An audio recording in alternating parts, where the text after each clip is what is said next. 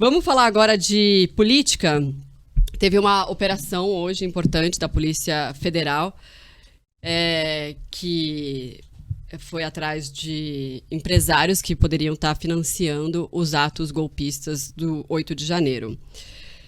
E aí eu já te pergunto, Clarissa, você acha que, né, essas investigações que estão acontecendo com a Polícia Federal, inclusive eles bloquearam, né, parte desses bens, né, desses empresários, 40 milhões, já para possivelmente ressarcir, né, os cofres públicos de todo o estrago que foi feito. Você acha que isso é um motivo de preocupação à medida que essas investigações vão avançando para o ex-governo? Bom, a primeira coisa que a gente tem que fazer para entender como está funcionando todo esse julgamento que está em andamento no Supremo é entender o tamanho que foi esse ato do dia 8 de janeiro. Então, assim, é muita gente. A gente está falando do maior julgamento da história aqui recente do país, da história do Brasil, na verdade, em número de réus, em número de denunciados, né? Réus potenciais, já que uma parte dessas pessoas ainda não foi considerada réu. O que acontece? São vários estágios. Então, você tem o julgamento daquelas pessoas que participaram da manifestação de alguma forma, né? Então, elas estavam lá presentes, estavam no acampamento, foram lá com o cachorro, papagaio, filho, seja o que for, para marcar presença. Você tem o pessoal que invadiu os prédios públicos em Brasília. Você tem o pessoal que depredou.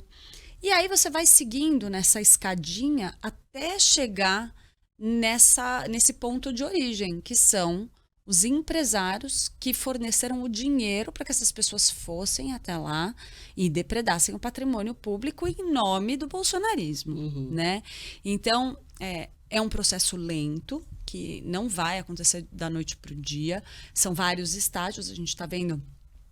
a cada semana ali, ou cada período X, o Supremo vai lá e fala, olha, agora eu avaliei um pacote de 100 réus que tem características semelhantes, né? Aí depois um pacote de mais 100, aí depois um 250. Mais de 1.400, São, né? 1.400 mais ou menos até o momento, mas isso ainda está em andamento, então isso ainda pode crescer. São 4 frentes, né? São os autores intelectuais, os financiadores, Isso. que é essa da operação de hoje, os vândalos, efetivamente, Isso.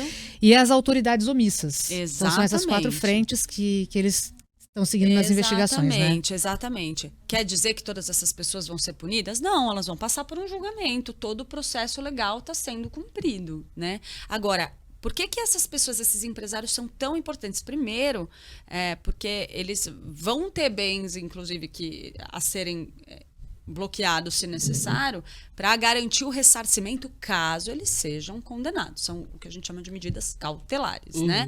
Isso é um ponto relevante. E segundo, eles são mentores desse processo. Eles operaram essas pessoas, né? Trabalharam para que essas pessoas fossem lá e depredassem o patrimônio público. Então, elas têm que ser responsabilizadas, mesmo que elas não estivessem lá fisicamente presentes. Eu gosto de fazer um paralelo, né, com outros crimes, outros crimes grandes, né, de grande porte. Então, se a gente for pensar no tráfico de drogas, no tráfico de pessoas, no tráfico de armas, de animais, enfim, em grandes assaltos, né, que a gente já presenciou, sem grana não se pratica crime. Isso é fato. Então, a partir do momento em que você não tem, por exemplo, receptor, não vai ter tráfico de pessoas, não vai ter tráfico de animais, por exemplo. Tudo gira em torno da grana. Então, se você não vai em cima de quem financia os crimes, independentemente de ser esse crime ou outros crimes, você deixa aquilo na vista grossa. Então, eu acho que o financiamento é uma das raízes do problema, né? Fora que a gente tem que entender o que estava em jogo para essas pessoas, né? Porque você tem vários tipos de empresários aí dentro, né? Então você tem figuras menores, que, por exemplo, o cara que é um empresário, mas ele é super bolsonarista. E aí ele vai lá e fala, não, eu acredito, e ele é daquela turma lá da intervenção militar. É mais uma questão ideológica mesmo, você tem, né? Que o cara esse apoia. cara que ideologicamente está lá e põe a empresa dele, que às vezes é pequena, uma pequena, média empresa, a serviço dessa ideologia dele.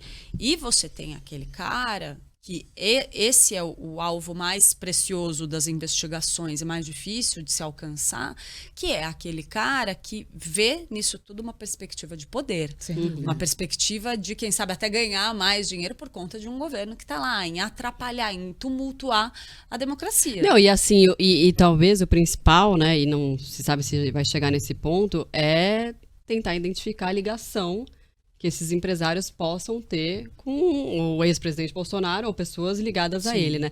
Inclusive, saiu uma notícia aqui agora, até a Clarice estava falando aqui, que o ex-ministro Anderson Torres foi solto pelo ministro Alexandre de Moraes. Então, na avaliação dele, não tem mais um risco das investigações, por isso que ele foi solto com tornozeleira eletrônica e algumas outras medidas, que é uma peça fundamental. Ele foi preso por uma suposta omissão, nesse caso todo, e é uma peça fundamental nesse processo.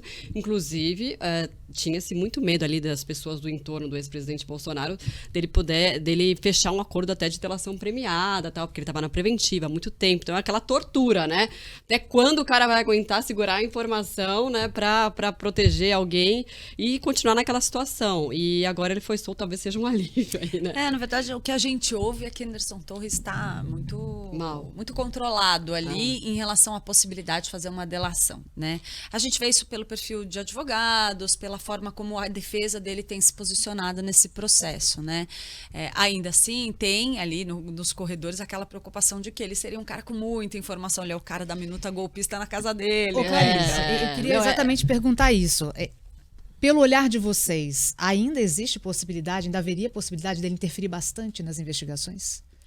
Olha, na verdade, sim, ele é uma figura que ele exerceu um poder significativo. Ele foi ministro da Justiça, ele era secretário de Estado. Ele é uma pessoa com acesso ao poder.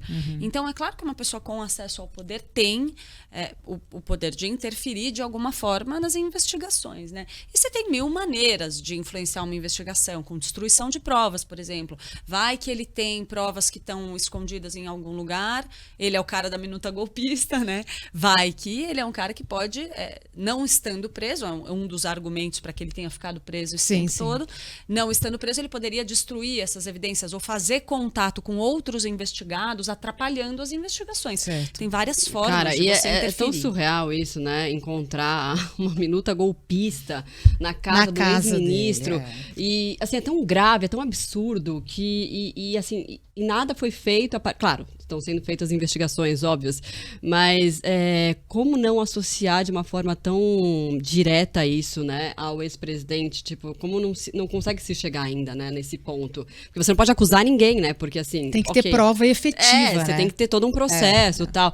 Mas, assim, só de ter... É tão óbvio, né? Você fala assim, mas como assim? Tem uma minuta golpista na casa do ex-ministro.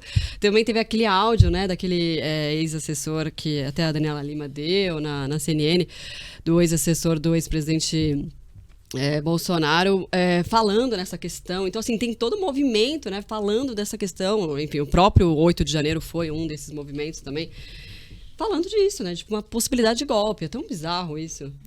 Grande parte dessas investigações está tentando fazer o elo entre todos os movimentos golpistas que a gente viu tomar forma em volta de Jair Bolsonaro. Mas ainda a gente ainda está muito longe de fazer o vínculo com ele, né? Isso não tá colocado ainda. É muito grave. Né? É muito grave. E é como eu falava de outros crimes grandes, né? Uma coisa é você pegar ali o traficante, né? O pequeno traficante.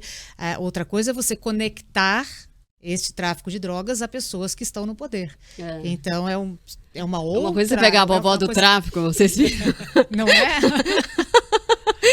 Eu gosto daquela da Lilian Vitfib, lembra? Que ela estava no carro, que ela começa a contar da vovó que estava no aeroporto com êxtase e ela cai na gargalhada. É do Viagra, né? Era então, comprimido de Viagra. E aí ela estava com o namorado. Ela tava com êxtase. Que era o namorado jovem, não sei de quanto. E aí, uma senhorinha na cadeira de rodas, é a melhor história. E achava que era Viagra. Não, mas era um pacotão de Viagra. Que era Viagra. A vovó do tráfico, ela é real, a vovó do tráfico. Real. Participando meio das manifestações e ela foi presa. Né? Ela foi presa e tal. Então, assim, uma coisa você pegava a foto do tráfico, que tá ali na ponta do problema, Isso, né? exatamente. E o cara que é o centro, que financiou todo o processo. Financia ou que tem envolvimento consegue político generalizar, mesmo. né, gente? Tem uma discussão que é muito importante em relação a esse processo e que tem o seu valor, apesar da gente entender também os argumentos da justiça, que é a polêmica sobre a individualização das condutas. Cada uma dessas pessoas, e a gente está falando de 1.400 pessoas, claro que eles vão responder de alguma forma por uma denúncia coletiva. Mas cada um tem que responder pelos seus atos. O cara que derrubou aquele relógio lá que aparece nas filmagens é um cara. A pessoa que foi no acampamento, segurou uma bandeirinha, é outra. Inclusive, né, difícil, o voto do ministro... Ai, gente, do ministro André Mendonça, ele vai nessa linha, né? O ministro André Mendonça que foi indicado pelo ex-presidente Bolsonaro, mas ele vai nessa linha e é uma linha que é plausível, se for pensar, né, do ponto de vista jurídico, eu não entendo, enfim, mas muitas pessoas falam isso, que vai numa das levas, né, de 250, uma das últimas, que foram dos acusados que viraram réus, ele fala, não, que ele concorda só que X tem que virar réus, tem que ser réus porque os outros estavam só no acampamento. E o fato deles estarem só no acampamento não significaria que eles estavam planejando um golpe. Não significaria um crime nessa... todo mundo na mesma não dá. pacote. Então eles têm que pelo menos fazer blocos, né? Definir quem está mais ou menos nas mesmas condições. E mesmo assim é um negócio muito difícil. Muito assim, complexo. Muito delicado. Que pode, sim, acabar sendo alvo de questionamento lá na frente. Quando isso chegar no ponto em que as defesas, os advogados dessas pessoas vão querer ali colocar em discussão essa individualização de condutas. É um julgamento muito complicado, muito complexo, um desafio enorme aí para o nosso judiciário. Bom...